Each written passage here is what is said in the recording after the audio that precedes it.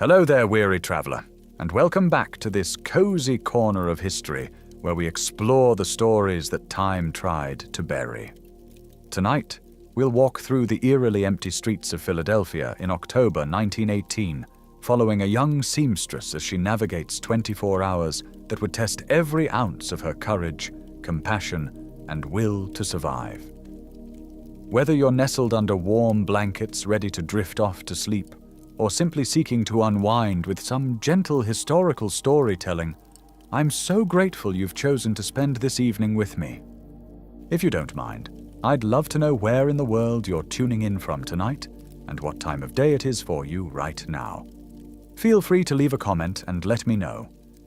It's always such a comfort to see our community of history enthusiasts gathered here from every corner of the globe. And if you find peace in these calm, immersive tales from ages past, go ahead and click that subscribe button so you don't miss our next journey together. But for now, let's allow the gentle weight of modern comfort to settle around you as we travel back to the autumn of 1918, when church bells in Philadelphia tolled not to mark the hour, but to count the dead. Tonight, we're stepping into the worn leather boots of a young woman whose story reminds us just how precious our modern medicine, our clean water, our very ability to breathe without fear truly is. Picture yourself settling deeper into your pillow as we begin this tale of Sarah McKenna, a 23-year-old seamstress who lived in a cramped third-floor apartment above Lombard Street in the heart of Philadelphia's working-class district. Close your eyes if you wish, and let your breathing slow as we explore together what it meant to wake each morning wondering not what the day would bring, but whether you would live to see another sunrise. Take a deep breath with me now, feeling the softness of your bedding, the warmth of your room, the safety of your walls. Hold on to that comfort as we journey back 107 years to a world where such simple pleasures were luxuries beyond imagination for those unfortunate enough to find themselves in the grip of history's deadliest pandemic. Sarah's eyes opened slowly in the pre-dawn darkness of October 15th, 1918, her consciousness emerging from dreams filled with the faces of neighbors who were no longer among the living. The first sensation that reached her, even before the cold that had seeped through the thin walls of her apartment, was the sound. That terrible, relentless sound that had become the heartbeat of Philadelphia itself. The bells. Always the bells. From St. Patrick's to the west, from St. Peter's to the east, from Old Street Joseph's just blocks away, the bronze voices of the city's churches had been calling out their grim census since before midnight, each toll marking another soul departed, another family shattered, another empty place at someone's table that would never again be filled. As you rest there in your comfortable bed, perhaps with central heating warming your room to the perfect temperature, feel the contrast of Sarah's morning. Her breath formed small clouds in the frigid air of her apartment, and she pulled the threadbare quilt, one she had patched and repatched with scraps from the tailor shop where she worked, up to her chin. The coal she had carefully rationed was nearly gone, and with the delivery men either sick, dead, or too frightened to work, she knew that what little warmth her small stove provided might be the last for days, perhaps weeks. The city's coal supplies, like everything else in those terrible October days, had been disrupted by what the newspapers were still calling the Spanish influenza. Though Sarah knew, as did everyone who lived through those days, that there was nothing particularly Spanish about the horror that had descended upon Philadelphia. Feel the weight of your own blankets, dear listener, soft and clean and laundered with the simple turn of a dial, dried with the push of a button. Sarah's quilts and blankets hadn't been properly washed in weeks. The laundresses were dead or dying, the public washhouses were closed, and even if they had been open, the very act of gathering with others to wash clothing had become an invitation to death. The smell of sickness, of fierce sweat, of bodies pushed beyond exhaustion had permeated every fiber of fabric in the city. It clung to clothing, to bedding, to the very walls themselves, a constant reminder that death was not some distant abstraction, but a presence as real and immediate as the person sleeping in the apartment next door. If they were still sleeping, if they were still breathing, if they hadn't joined the growing number of bodies that waited, sometimes for days, to be collected and buried. Sarah forced herself to sit up, her joints protesting with the ache that everyone in the city had come to recognize as a potential harbinger of doom. Was it simply the cold, the exhaustion, the lack of proper food? Or was it the first sign that the invisible killer had found its way into her body, beginning its terrible work of drowning its victims in their own fluids? She pressed her palm to her forehead, checking for fever as she had done every morning, every afternoon, every evening since the plague had descended upon Philadelphia. Cool, dry, safe for now. But safety, she had learned, was measured not in days or weeks, but in hours, sometimes minutes. She had seen too many friends, too many neighbors, too many of the young and healthy reduced from vitality to corpses in less than a day, to trust in the morning's reprieve. As you lie there in your bed, perhaps you can hear the quiet hum of your refrigerator, the gentle whisper of your heating system, the distant sound of a car passing on a well-paved road. These sounds of modern life, so commonplace that we barely notice them, would have seemed like miracles to Sarah. Her morning sounds were different. The wet, rattling cough from the apartment below, where the Kowalski family, Polish immigrants who had arrived just 2 years before, were fighting their own battle against the disease. The sound of Mrs. O'Brien next door, weeping for her husband who had died 3 days ago and still lay in their bed because the undertakers were charging what she called devil's prices. $15 just to remove a body, more than most working families saw in a month.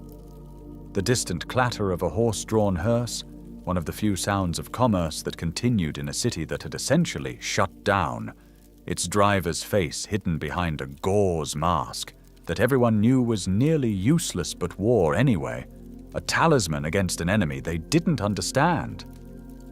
Sarah swung her legs over the side of the bed, her feet finding the cold wooden floor.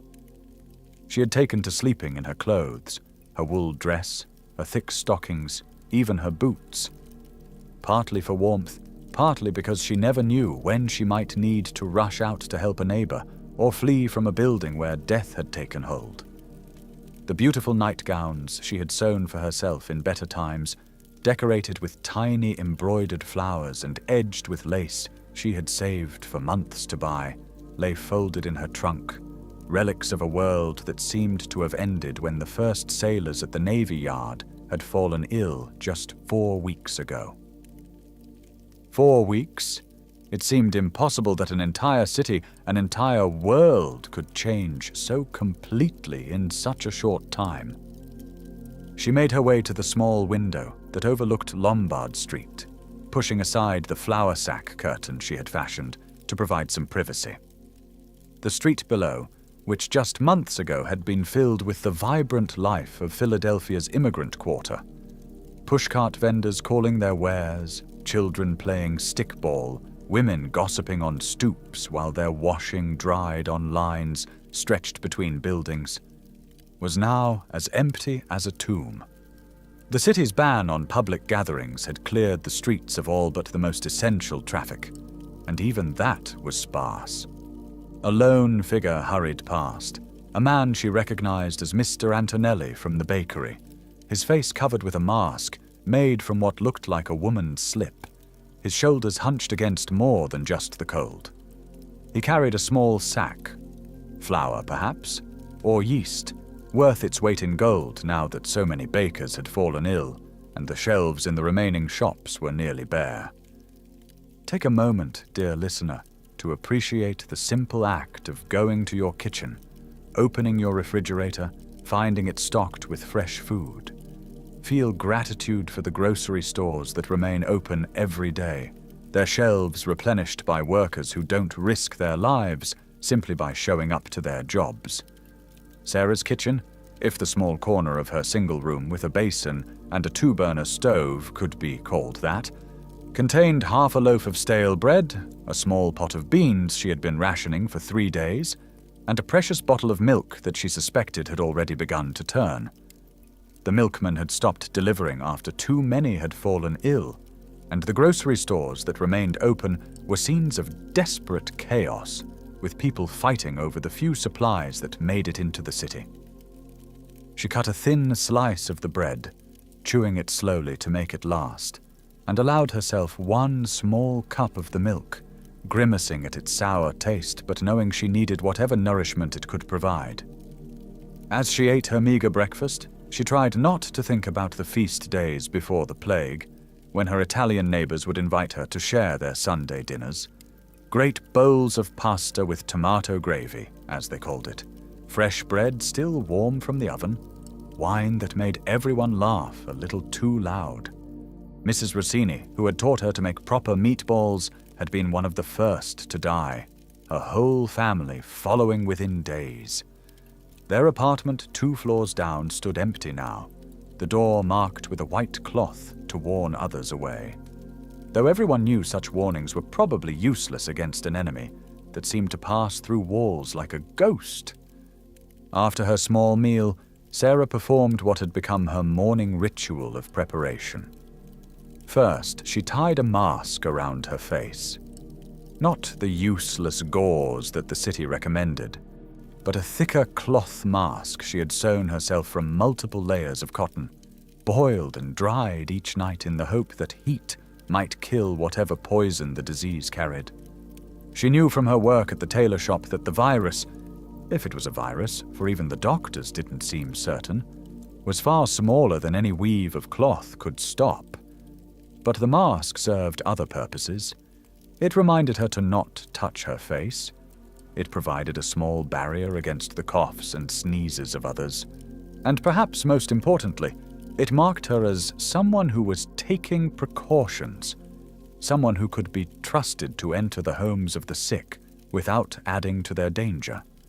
Next, she filled a canvas bag with supplies she had been collecting and hoarding like a miser, a small bottle of aspirin purchased at an outrageous price from a pharmacist who should have been ashamed, but was merely desperate like everyone else. Clean rags torn from her own spare clothing. A jar of chicken broth she had made from bones begged from the butcher.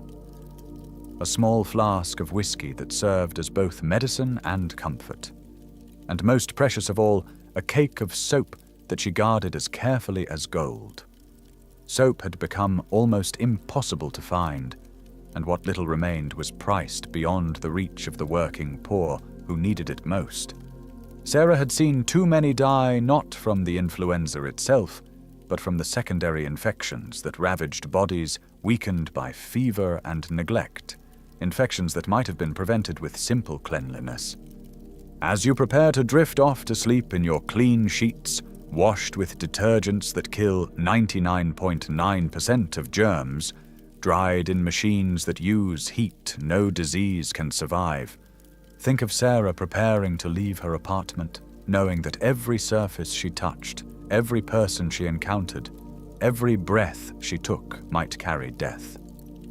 She wrapped a shawl around her shoulders.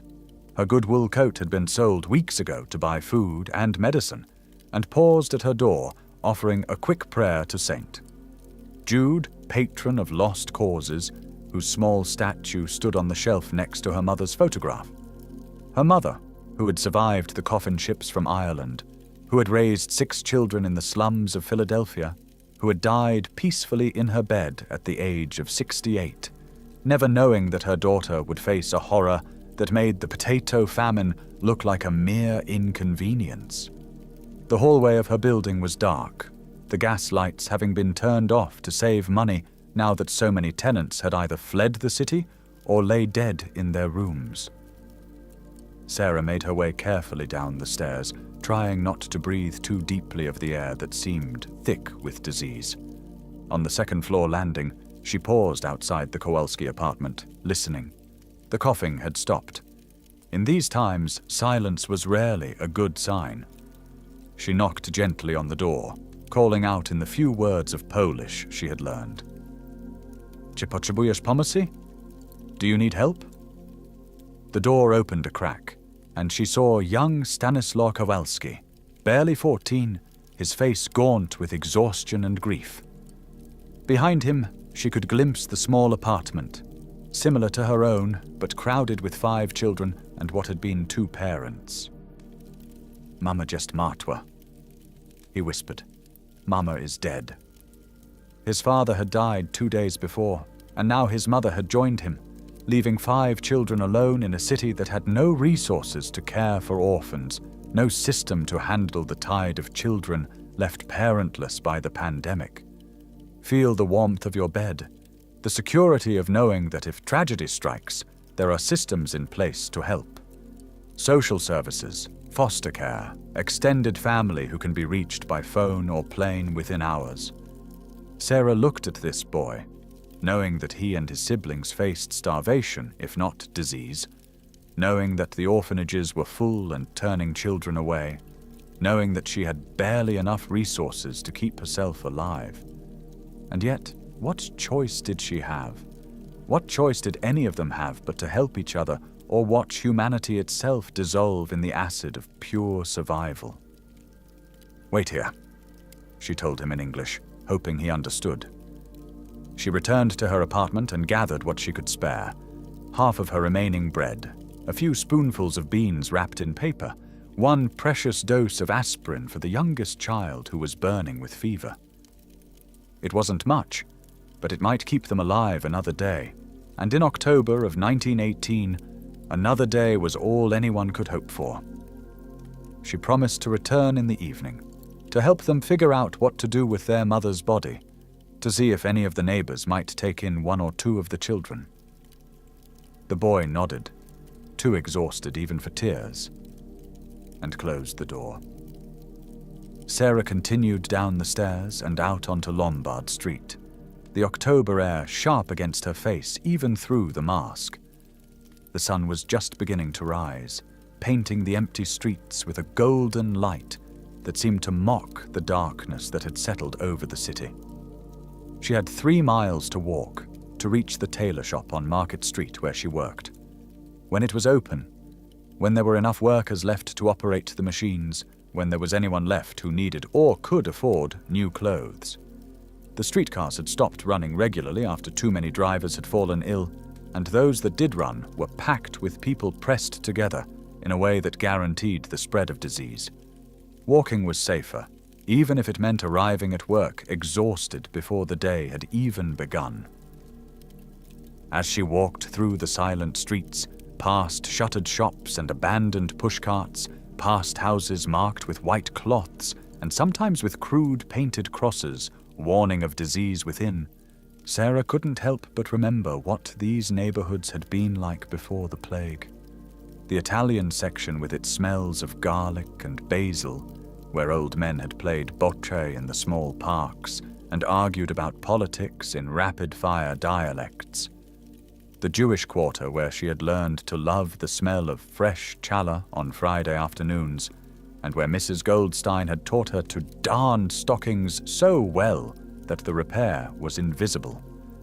The Irish blocks where her own people had settled, where the sound of fiddles had spilled from taverns on Saturday nights, and where everyone knew everyone else's business but helped anyway when times were hard. Now all these vibrant communities had been reduced to the same grim arithmetic of survival. It didn't matter if you were Italian or Jewish, Irish or Polish, German or American-born. The virus recognized no nationality, no religion, no class. Though Sarah had noticed that the poor seemed to die in greater numbers, packed as they were into crowded tenements with no space for proper isolation, no money for medicine, no choice but to keep working until they dropped. The wealthy had fled to their country houses or barricaded themselves in their Rittenhouse Square mansions with private nurses and stockpiled supplies. But even they were not immune. Sarah had heard that young Mr. Biddle, heir to one of the city's great fortunes, had died screaming for breath despite having 3 doctors at his bedside. Rest easy in your bed, dear listener, knowing that if illness strikes, you can call 911 and have an ambulance at your door within minutes. Know that hospitals have ventilators and oxygen, antibiotics and antivirals, trained staff who understand how diseases spread and how to stop them. Sarah walked past Philadelphia General Hospital and saw a scene from Dante's Inferno. Bodies stacked like cordwood in the courtyard, waiting for burial. Families clustered around the entrance, begging for news of loved ones, for medicine, for help that the overwhelmed staff couldn't provide. The hospital, built to hold 2,000 patients, now held more than 3,000, with more arriving every hour. Nurses who had worked without rest for days stumbled through their rounds like the walking dead, and doctors fresh from medical school found themselves making decisions about who would live and who would die based on nothing more than cruel arithmetic. Who was youngest? Who was strongest? Who had the best chance of survival? She hurried past, unable to bear the sounds of grief and desperation that seemed to rise from the hospital like smoke. At the corner of Broad and Market, she paused to catch her breath and noticed a small crowd gathered around a street vendor, one of the few brave or desperate enough to continue working. He was selling small bottles of what he claimed was a miracle cure, a tonic that would prevent the flu if taken daily.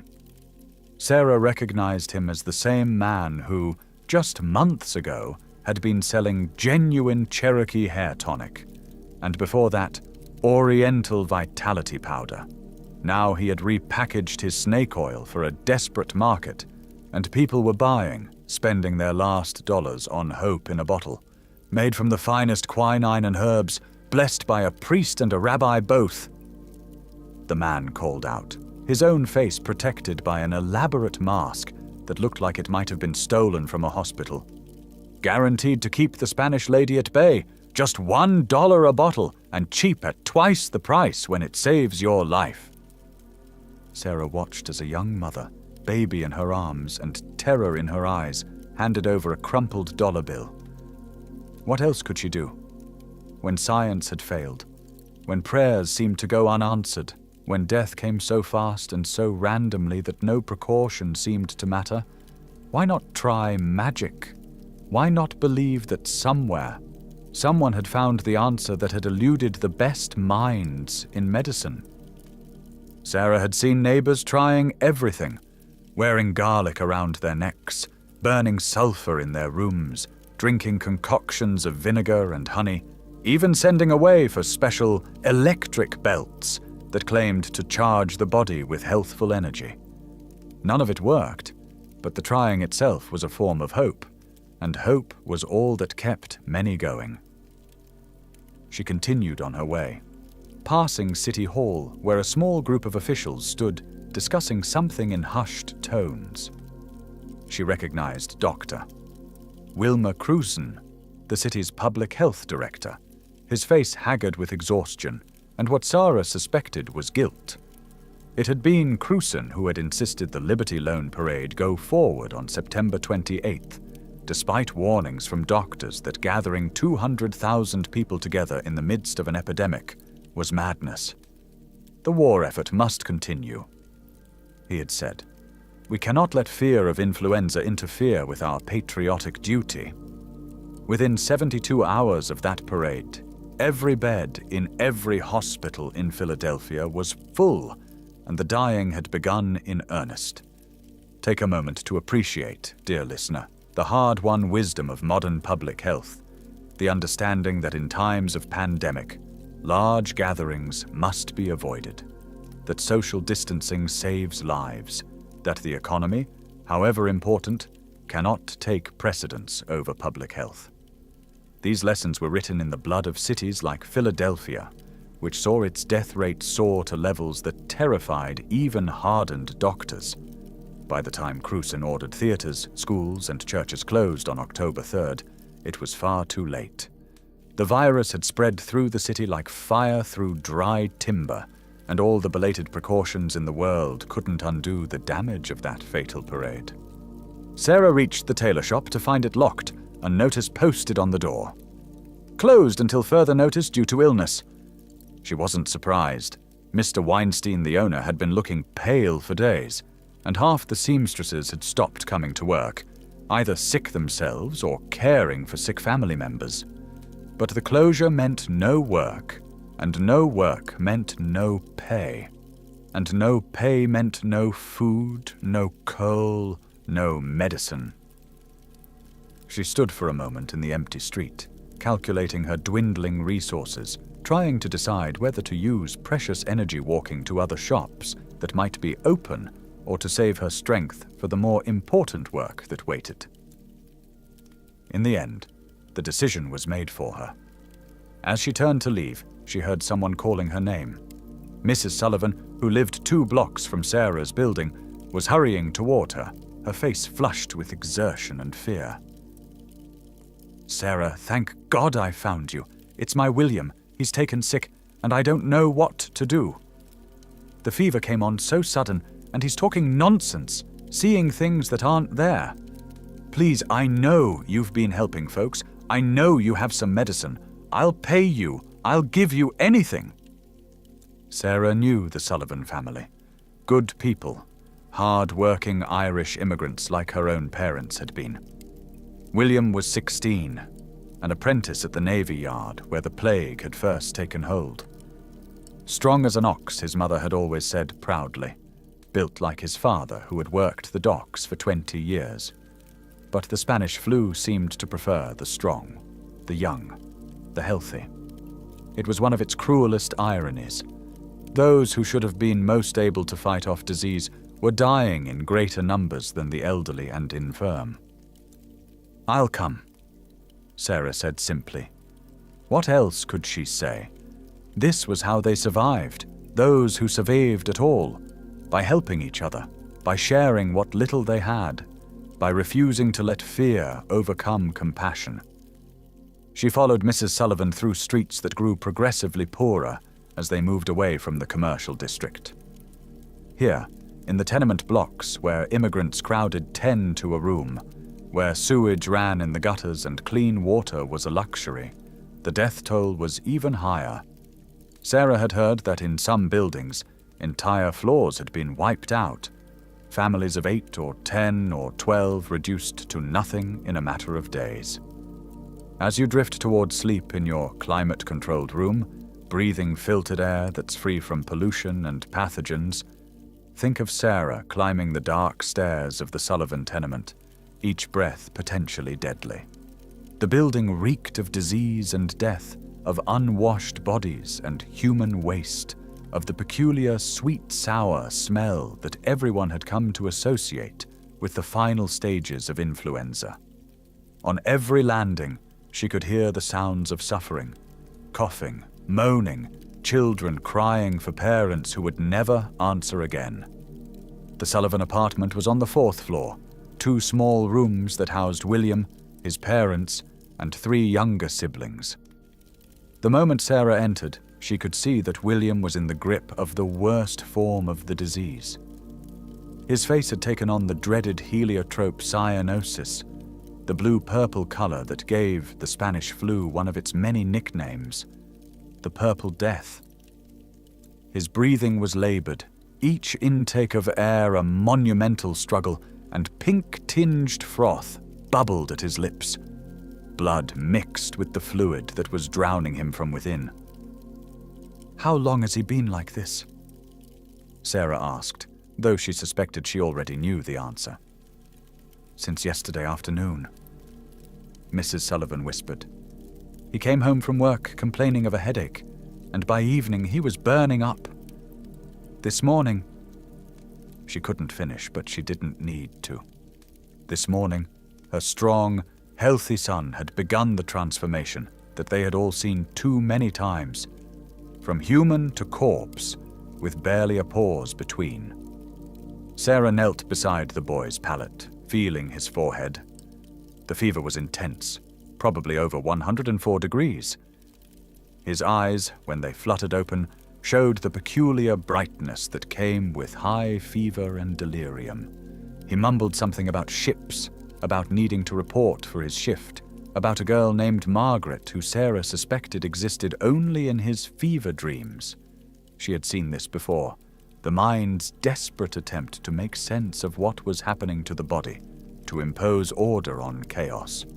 From her bag, she took one of her precious aspirin tablets, crushing it in a small amount of water. Aspirin was the only medicine that seemed to help at all, bringing down fever and easing pain, though Sarah had heard whispers that some doctors were giving doses so high that the medicine itself was becoming dangerous. She gave William what she judged to be a safe amount, knowing it was probably too little to make much difference, but unwilling to risk adding to his suffering. She showed Mrs. Sullivan how to bathe his forehead with cool water, how to prop him up to ease his breathing, how to give him small sips of water if he could swallow. "Is there hope?" Mrs. Sullivan asked, and Sarah could hear in her voice that she already knew the answer, but needed someone else to say it. "There's always hope." Sarah lied smoothly, having learned that sometimes lies were kinder than truth. "Keep him comfortable, keep giving him water, and pray. I'll come back this evening to check on him." She left the apartment, knowing she would likely return to find William dead and his mother preparing to join him. The flu often worked that way, taking first one family member, then another, as if death were a houseguest who, once invited in, refused to leave until everyone had been properly introduced. The rest of the morning passed in a blur of similar visits. The Potters on Race Street, where 3 children lay ill while their parents tried to work enough to pay for medicine. The widow Martinez, who had no one to care for her, and who gratefully accepted the small portion of broth Sarah had brought. Old Mr. Schmidt, who had survived the Civil War only to be laid low by an enemy too small to see, who spoke in his delirium of battles 50 years past while his lungs filled with fluid. By noon, Sarah's supplies were exhausted, and she was exhausted too. She found herself at St. Patrick's Cathedral. Not for Mass, all public gatherings had been banned, but simply to rest in a place that felt sacred, protected. The great church was nearly empty, just a few other souls seeking comfort in the vast space. The priest, Father O'Malley, was there, looking aged beyond his years. She had heard that he had been going from house to house, giving last rites, providing what comfort he could, despite the very real risk to his own life. "Sarah McKenna," he said, recognizing her. "I've heard about your work among the sick. God bless you for it." "And you, Father," she replied, "though I wonder sometimes where God is in all this suffering." The priest's face showed that he had wondered the same thing. "He's in people like you," he said finally. "In every act of kindness, every moment of compassion. The devil may have sent this plague, but God sends us to each other. As you rest in your comfortable bed, perhaps wondering about your own faith or lack thereof, consider what it must have been like to maintain belief in a benevolent God while watching children die in agony, while seeing good people reduced to fighting over scraps of food, while counting the toll of church bells that never seemed to stop. Faith in 1918 was not the comfortable Sunday morning affair it might be today, but a desperate clinging to meaning in the face of meaningless death. Sarah left the cathedral as the afternoon sun reached its peak, painting the city in deceptively beautiful light. She needed to find food, both for herself and for the families she had promised to help. The main markets were scenes of barely controlled chaos, so she made her way to some of the smaller shops in the immigrant neighborhoods, where owners who knew her might extend credit or accept barter. At Giovanni's grocery, she found the owner himself behind the counter, his wife and son both sick at home. The shelves were nearly bare, some canned goods, a few sacks of flour and beans, vegetables that were beginning to rot. But Giovanni remembered that Sarah had helped his neighbor's family, and he let her have what she needed on credit, carefully noting each item in his ledger. "When this is over," he said, "we settle up. If we're both still here." It was a common refrain in those days. If we're still here. Every conversation, every plan, every promise was provisional, dependent on survival that could never be taken for granted. Sarah had stopped making plans beyond the next day, the next hour. The future had contracted to a point, and that point was simply continuing to breathe. She made her way back through the city as the afternoon waned, distributing her supplies among the families she had visited. At each stop, the situation had worsened.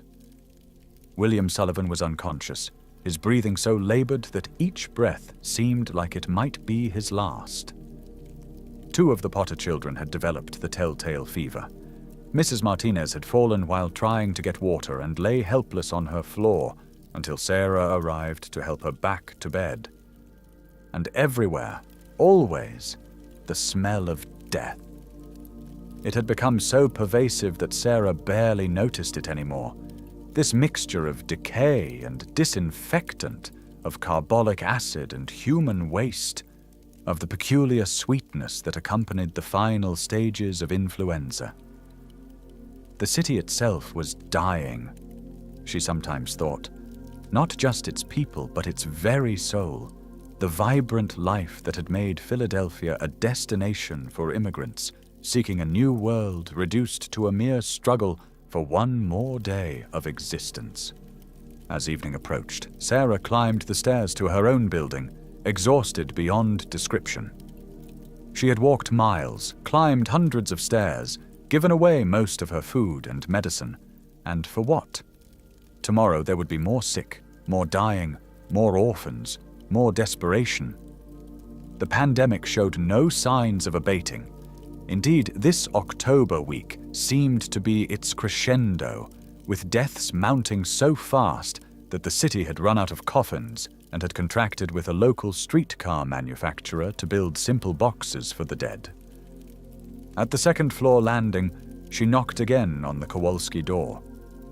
This time it was opened by Anna, the eldest daughter at 17, who had taken charge of her siblings with a determination that reminded Sarah of herself at that age. "Your mother?" Sarah asked gently. "Still in the bedroom," Anna replied. "We don't know what to do. The undertaker wants $15 just to take her away, and we don't have 15 cents. The landlord says if we don't remove the body, he'll have us all thrown out, but where would we go?" Sarah thought quickly. She had heard that the city had opened emergency burial grounds, mass graves really, where the poor could bury their dead without charge. It wasn't dignified, wasn't what any mother deserved, but dignity had become another luxury the poor couldn't afford. "Tomorrow morning," she told Anna, "we'll wrap your mother properly and take her to the emergency burial ground at Potter's Field. I'll help you. It's not what she deserves, but it's what we can do." Anna nodded, tears finally coming now that there was a plan, however grim. Sarah gave her the last of the bread she had obtained, promising to bring more tomorrow if she could. The children needed to eat, needed to maintain their strength. Too many orphans were dying not from the flu, but from starvation and neglect in its wake. Finally, Sarah climbed the last flight to her own apartment, her legs trembling with exhaustion. She unlocked her door and entered her small sanctuary, immediately beginning her evening ritual of prevention. First, she removed her mask and placed it in a pot of water on the stove, adding a small amount of precious carbolic acid. While it boiled, she stripped off her outer clothes, hanging them by the window where the cold air might kill any contagion clinging to the fabric. She washed her hands, face, and arms with the last sliver of her soap. the water in the basin turning grey with the accumulated grime of the day. As you prepare for sleep in your clean pajamas, fresh from the washing machine, think of Sarah putting on her one remaining clean dress, knowing that tomorrow it too would be contaminated by contact with the sick and dying. She had no washing machine, no dryer, no closet full of clean clothes to choose from. What she had was determination and a stubborn refusal to give in to despair, even as despair pressed against her from all sides like the walls of a collapsing building. She prepared her simple evening meal, a small portion of beans, a heel of bread, water that she had boiled earlier to ensure its safety. As she ate, she could hear the sounds of her building, her neighborhood, her city in its agony. The Kowalski children crying for their mother. Someone on the third floor coughing with the wet, choking sound that meant their lungs were filling with fluid. The church bells, always the church bells, tolling for the dead with a regularity that had become almost rhythmic, almost soothing in its constancy. Through her small window, she could see the glow of fires in the distance. She had heard that some neighborhoods had taken to burning the belongings of the dead in the streets, believing that fire might purify what disease had contaminated. The authorities had tried to stop the practice, but the authorities had lost control of much of the city. In the absence of official help, people were reverting to older ways, older beliefs. Sarah had seen people wearing strings of garlic and onions around their necks, had seen others painting crosses on their doors in lamb's blood, had seen educated men and women consulting fortune-tellers and hedge witches in desperate hope of protection. Rest peacefully in your bed, knowing that modern medicine understands how viruses work, how they spread, how to prevent and treat them. In 1918, even the most brilliant doctors were essentially working blind. They didn't know they were fighting a virus.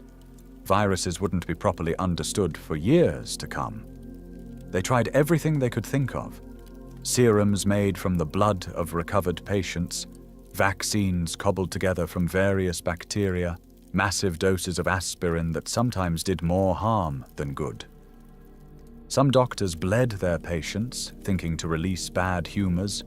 Others prescribed whiskey or brandy, reasoning that if nothing else, it might ease the passing.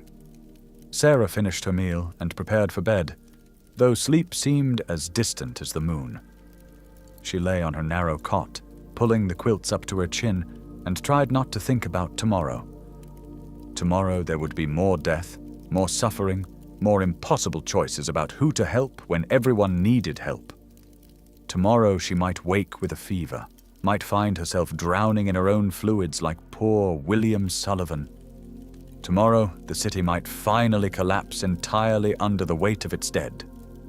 But as she lay there in the darkness, something else crept into her thoughts alongside the fear and exhaustion. She remembered Mrs. Giovanni slipping an extra can of tomatoes into her bag when she thought Sarah wasn't looking.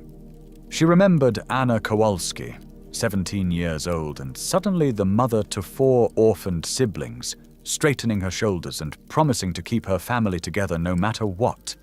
She remembered Father O'Malley, exhausted and probably infected himself, still making his rounds to provide what comfort he could. In your warm bed, surrounded by all the conveniences of modern life, it might be hard to imagine finding hope in such circumstances. But hope in 1918 was not the bright, shining thing we might think of today.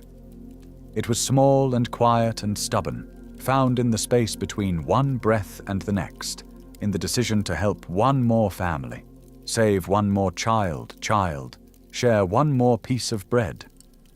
It was the hope not of grand gestures, but of simple endurance, of refusing to let the human capacity for kindness be extinguished, even by a plague that seemed designed to strip away everything that made people human. Sarah thought of her mother, who had survived the coffin ships from Ireland, who had raised 6 children in poverty, but never let them forget they were loved. "We Irish," her mother used to say. "We know how to survive. We've had plenty of practice." Her mother had lived through famine, through cholera epidemics, through the riots and discrimination that greeted Irish immigrants in Philadelphia. She had maintained her faith, her humor, her determination to see her children do better than she had done. What would she make of this plague that killed the young and healthy, that turned the city into a charnel house, that made every human contact potentially deadly? "You'd find a way," Sarah whispered into the darkness. "You always found a way." Outside, the October wind picked up, rattling the windows and sending the smell of smoke and death swirling through the streets.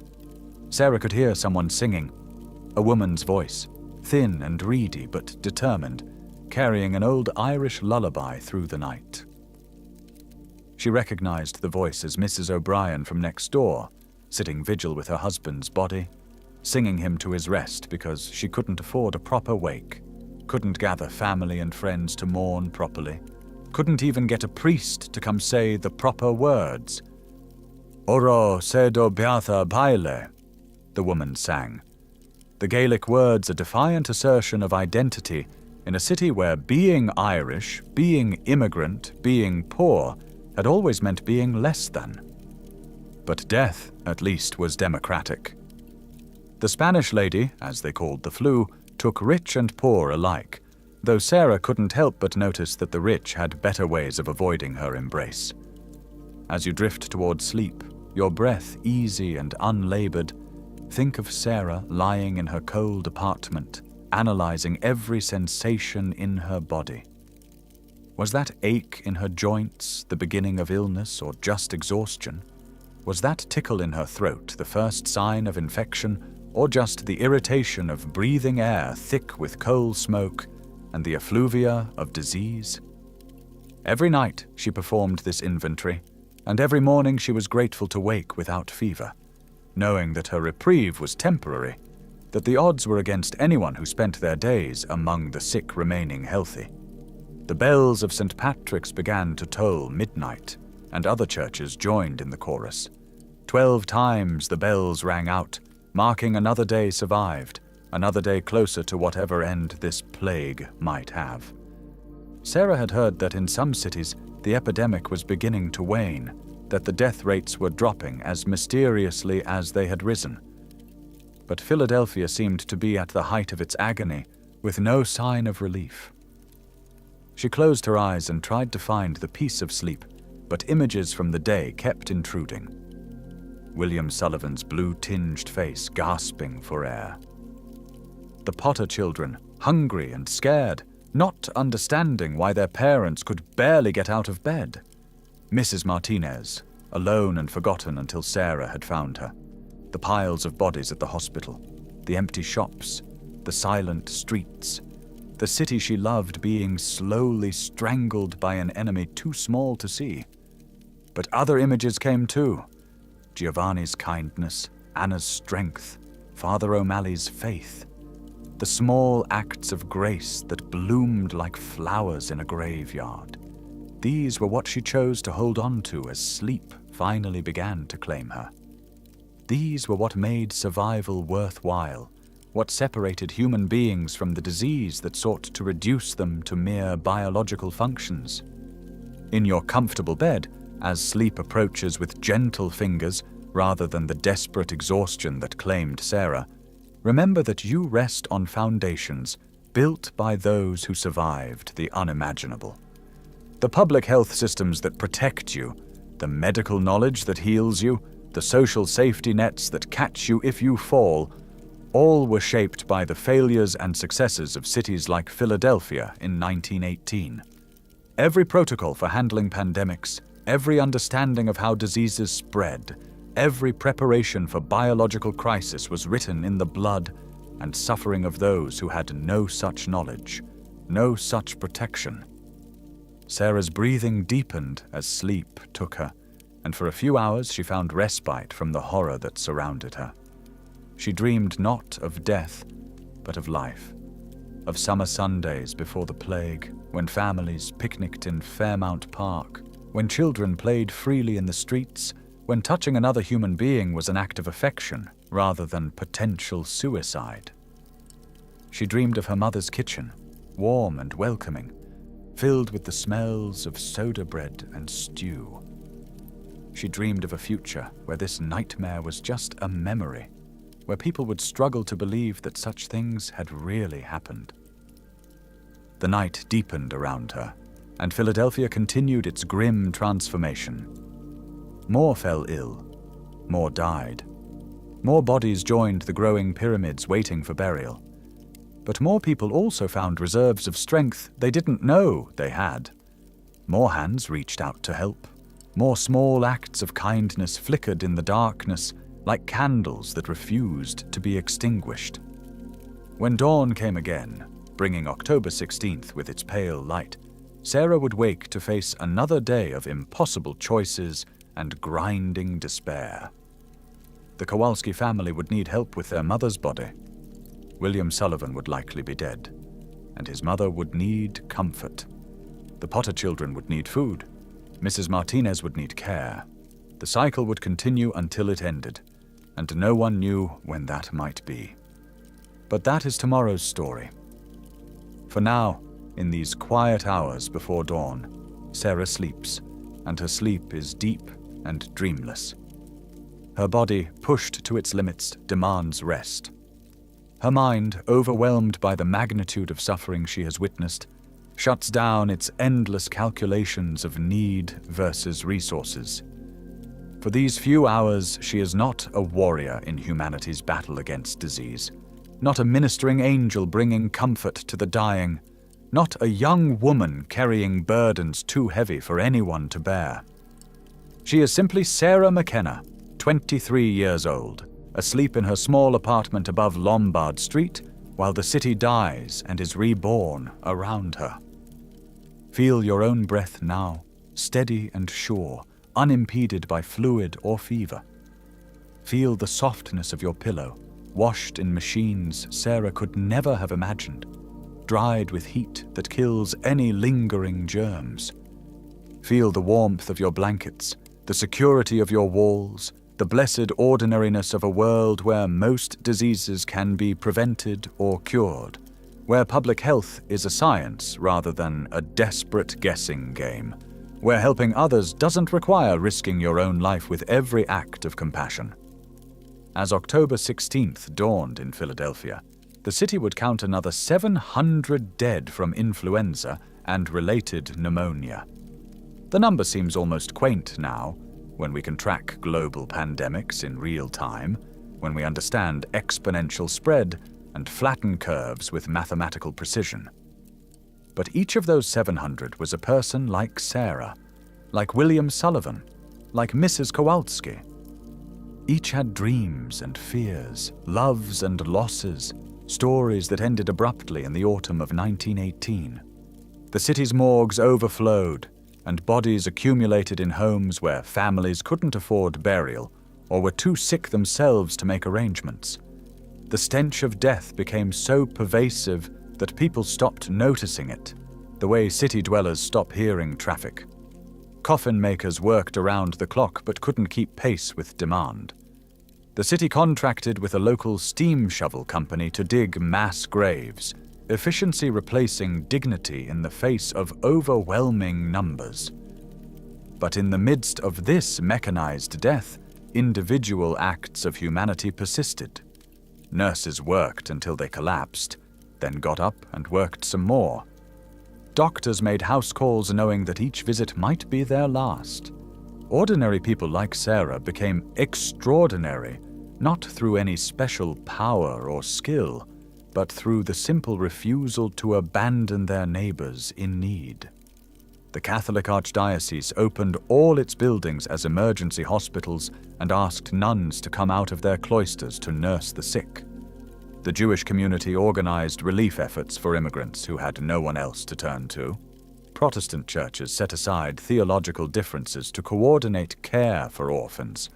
Even in death's shadow, the human capacity for cooperation and compassion found ways to express itself. As you continue your journey towards sleep, carried by the rhythm of this story into that peaceful darkness where consciousness releases its hold, think of all the Sarahs who walked through history's plagues and pandemics. Think of the nurses in the Black Death who stayed with their patients as buboes swelled and burst. Think of the doctors who fought cholera in the slums of 19th century cities. Think of all those who, when faced with the choice between self-preservation and service to others, chose service. Their stories are mostly lost, their names forgotten.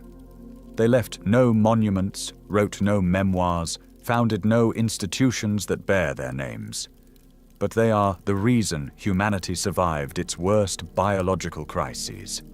They are the anonymous foundation on which our modern world is built, the unsung heroes who proved that compassion is as essential to human survival as any medicine. Sarah McKenna was one of thousands of such people in Philadelphia during the terrible autumn of 1918. She was not special in any way that would have been recognized before the crisis. She had no medical training beyond what any working-class woman learned about caring for the sick. She had no resources beyond her own labor and determination. She had no protection beyond a homemade mask and carbolic acid. But she had something that no virus could infect, no plague could kill: the fundamental human understanding that we survive together, or not at all. The Spanish flu would continue its deadly work through the winter of 1918 to 1919, though its virulence began to wane as mysteriously as it had waxed. By spring, the pandemic was largely over, leaving a world transformed. Between 50 and 100 million people had died worldwide, more than in all the battles of the Great War that had just ended. In Philadelphia alone, nearly 16,000 had perished, with some estimates putting the number even higher. But the survivors carried forward hard-won lessons. Public health became a priority in ways it had never been before. The importance of disease surveillance, of quick response to outbreaks, of social distancing and quarantine measures all became part of the public health arsenal. The pandemic had revealed both the vulnerability of modern urban life and the resilience of human communities under stress. Rest now in your bed, letting this story of Sarah and her city fade into the background of your consciousness like the tolling of distant bells. You lie in a world made safer by the suffering of those who came before, in a time when most of the diseases that terrorized our ancestors have been conquered or controlled. Your breath comes easy, unmarked by the desperate gasping that characterized the final hours of Spanish flu victims. Your sleep approaches gently, not as the exhausted collapse that claimed Sarah each night, but as a natural rhythm of rest and renewal. But remember, as you drift toward dreams, that the price of our safety was paid by people like Sarah McKenna, who faced death daily to help others live. Remember that every pandemic ends not because the disease grows tired, but because ordinary people refuse to surrender their humanity to fear. Remember that in the darkest times, when death seems to rule supreme, there are always those who light candles rather than curse the darkness. The bells of Philadelphia eventually stopped their constant tolling as the death rate dropped and life slowly returned to the city. The temporary hospitals closed. The emergency burial grounds were covered over and forgotten. The orphans found homes or made their own way in the world. The survivors married, had children, built businesses, created the modern city that rose from the ashes of the pandemic. Sarah McKenna's story, like those of so many others, was never officially recorded. Whether she survived the pandemic, whether she married and had children, whether she lived to see the age of antibiotics and vaccines, these details are lost to history.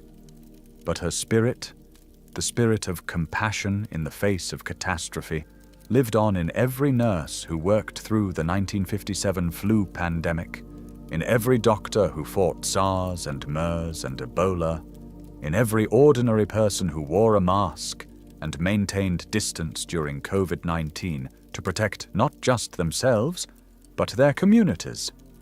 As sleep finally claims you, dear listener, carrying you into dreams where perhaps you might glimpse Sarah's face or hear the echo of those long silenced bells, remember that you are part of this continuum.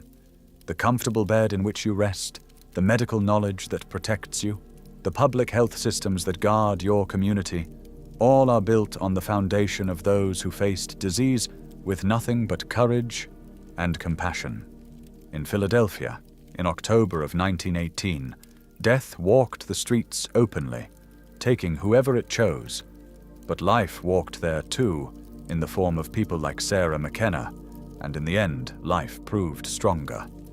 It always does, not because of any guarantee or divine providence, but because ordinary people in extraordinary circumstances choose to help each other, to maintain hope, to insist that tomorrow will come and must be prepared for. Sleep now, and sleep peacefully. The bells have stopped tolling. The pandemic is long past. Sarah's work is done, and you can rest in the world her sacrifice helped create. But somewhere in your dreams, perhaps you'll hear her voice speaking across the century that separates us. We survived. We helped each other. We refused to let fear make us less than human. And because of that, you're here, safe in your bed, breathing freely. The story of the 1918 flu pandemic is a story of death on an almost unimaginable scale, but it is also a story of life persisting despite everything, of humanity at its worst and best, of ordinary people facing extraordinary circumstances with whatever tools they had. Sarah McKenna and thousands like her proved that even in the face of a faceless, invisible enemy, even when science fails and governments falter, the human capacity for compassion can never be fully extinguished. Rest well, dear listener, in the safety that their suffering purchased. Dream of a world where such sacrifices are no longer necessary, but remember always that if dark times come again, the same spirit that animated Sarah still lives in all of us, ready to rise when needed, ready to prove once again that we are more than mere biological entities struggling for survival. We are human beings, connected by bonds that no disease can break. As we return from the streets of Philadelphia in 1918, perhaps we can carry with us something more than just another historical tale to ease us into sleep. Sarah's story speaks across more than a century to remind us that the distance between their circumstances and our comfortable beds reflects not inevitable progress, but specific choices made by countless individuals who decided that human dignity matters more than efficiency, that public health matters more than private profit, that we must care for each other or lose what makes us human. In our modern world, with our ventilators and vaccines, our antibiotics and antivirals, our understanding of viruses and immune systems, it's easy to forget how recently we were as helpless as Sarah and her neighbors. The 1918 pandemic was not some medieval plague, but a modern catastrophe that struck a world with telegraphs and telephones, with automobiles and airplanes, with what people then considered advanced medical knowledge. The doctors who struggled to save William Sullivan had been trained in the best medical schools. The public health officials who failed to prevent the Liberty Loan parade disaster were not ignorant politicians, but educated men who simply didn't understand what they were facing. This should give us humility as we face our own challenges. Yes, we know infinitely more than they did. Yes, our tools are incomparably better. But viruses continue to evolve, continue to surprise us, continue to exploit the very interconnectedness that makes modern life possible. The next pandemic, when it comes, and it will come, will find us better prepared in some ways, but potentially vulnerable in others. Will we remember the lessons of Sarah's time? Will we act with the same compassion and courage that she showed? Or will we let fear and self-interest guide our responses? Think, as you drift off to sleep, about what it means to live in a society, to be part of a community that extends beyond family and friends to encompass strangers who share nothing with us except common humanity.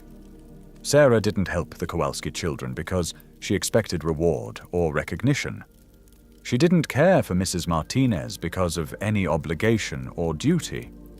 She did these things because she understood, in a way that transcends words or philosophy, that we are all connected, that none of us is safe unless all of us are safe, that the measure of a civilization is how it treats its most vulnerable members in times of crisis. The comfortable bed in which you rest exists because someone decided that workers deserved living wages and decent conditions. The clean water you drink flows because someone fought for public sanitation systems. The hospitals that stand ready to treat you exist because someone insisted that healthcare should be available to all, not just the wealthy. Every aspect of the safety and comfort you enjoy was won by people who could have chosen easier paths but didn't. And what of those who didn't survive? What of William Sullivan, dying at 16 with his whole life ahead of him? What of Mrs. Kowalski, leaving 5 orphaned children? What of the thousands whose names we don't even know, who died in tenements and hospitals and makeshift morgues? Their deaths were not meaningless if we remember them, if we honor their memory by maintaining and improving the systems that might have saved them. In the quiet of your room, as sleep pulls you deeper into its embrace, perhaps you can hear them, not as ghosts or spirits, but as echoes in the institutions and practices that protect us. Every time a public health official tracks disease patterns, they honor the memory of those who died, because no one was watching for patterns. Every time a nurse washes their hands between patients, they acknowledge the lessons written in the suffering of 1918. Every time we choose community over isolation, cooperation over competition, compassion over indifference, we prove that their deaths taught us something essential about how to live. Sarah McKenna, our guide through this dark chapter of history, represents millions of ordinary people who rose to meet extraordinary circumstances. She was not a saint or a hero in any traditional sense.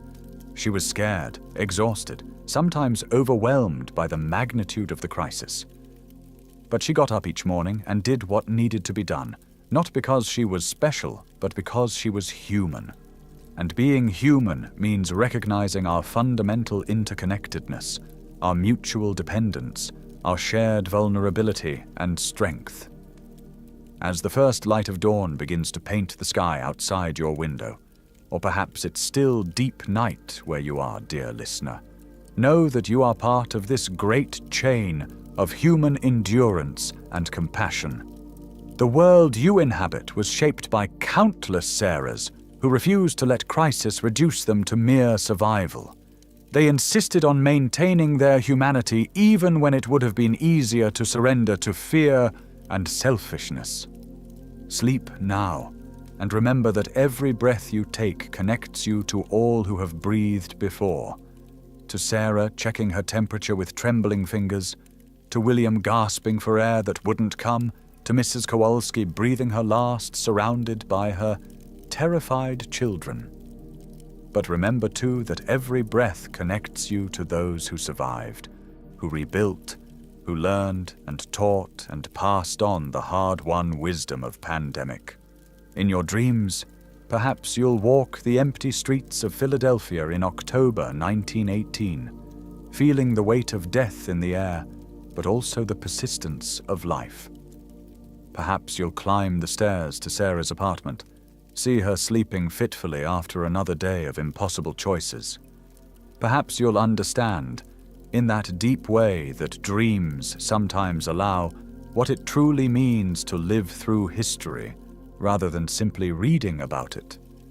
But when you wake, refreshed and renewed in a way that Sarah could rarely achieve, carry with you the knowledge that comfort and safety are not rights but achievements, won through struggle and sacrifice, maintained through vigilance and compassion.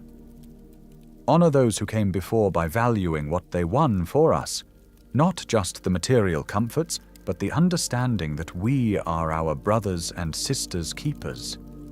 That individual health depends on public health, that civilization itself rests on our willingness to care for each other.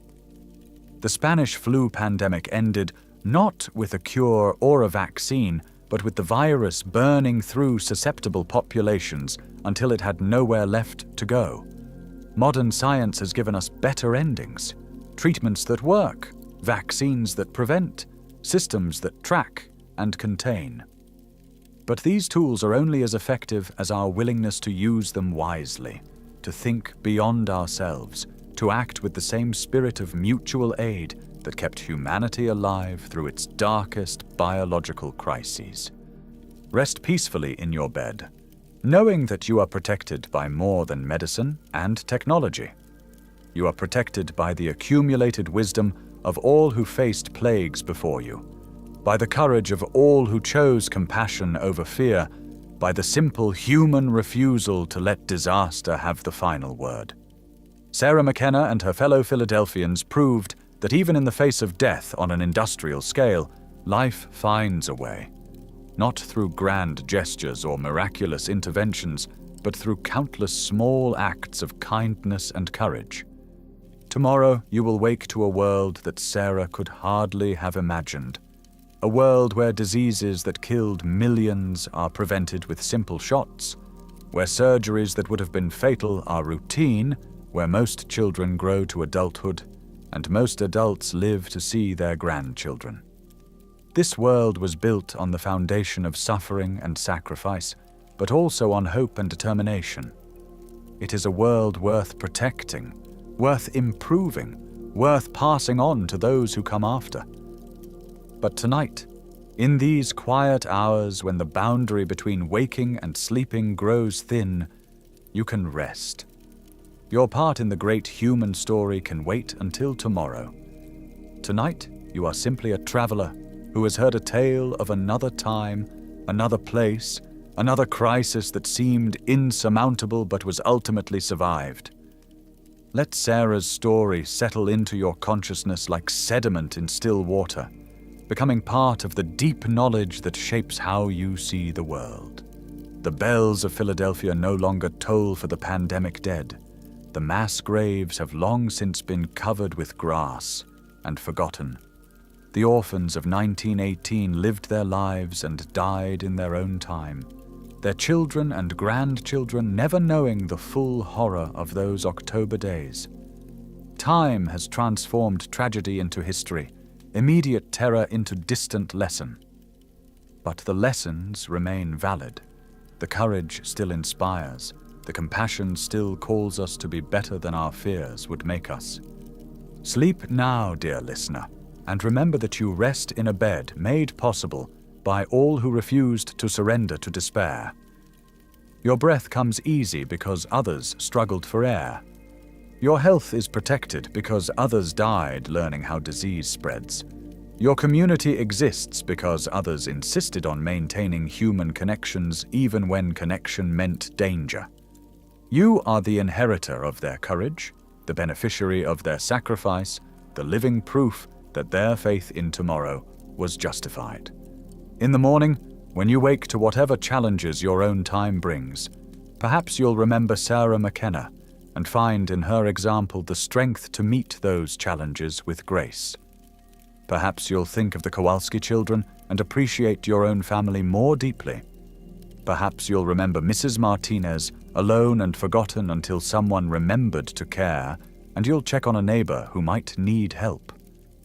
Or perhaps you'll simply go about your day, unconsciously protected by systems and knowledge bought with suffering you'll never have to experience.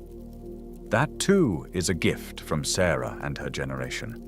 The gift of being able to take health and safety for granted, of living without the constant shadow of sudden death, of planning for a future that will probably arrive. Sleep now, and may your dreams carry you to a place where all the Sarahs of history can finally rest, their work done, their sacrifices honored, their faith in humanity's future vindicated. Until we meet again in another quiet corner of history, may your sleep be as peaceful as the world they helped create allows.